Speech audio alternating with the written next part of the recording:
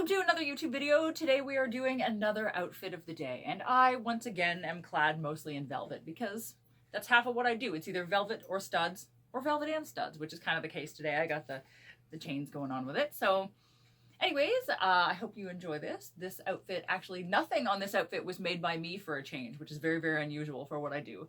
This was all made by other people, friends of mine, and a few antiques. So here we go. Alright, so I'm just going to start off by saying that my voice sounds a little funny because I recently lost my voice and it's still coming back. It's been a long time and I'm getting fucking sick of sounding like I'm in puberty and I'm a 13-year-old boy. But it is what it is, so you got to listen to this crackly ass voice while I describe this outfit to you.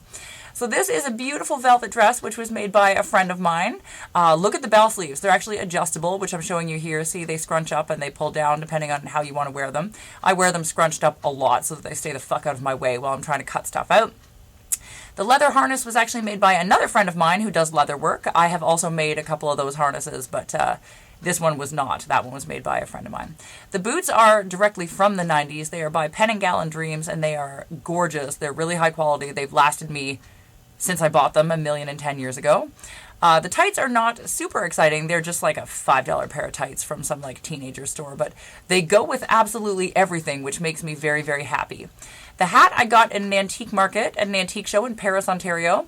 I had to fight a lady for it, but I won because I was the toughest bitch at the antique show, and it is a beautiful hat, and I'm glad that I got it and not her. So there you have it, my outfit of the day, velvet dress and antiques. I haven't thought of a name for this one yet, but I'm sure I will by the time you watch this video because we have to name it to put it on YouTube. So it will be called the insert phrase here, and it's going to be wonderful, whatever it is.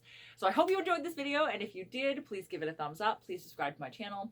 If you want to follow me on Instagram, I'm under Madam Absinthe, Madam_Absinthe. Same thing on Twitter if you want to follow me on Twitter, which is where I post pictures of sometimes antiques that I find or things that people give me or other weird shit that happens to me, which happens surprisingly more often than you would think it does. So anyways, please like, please subscribe, and hopefully we will be able to film more outfits for you shortly.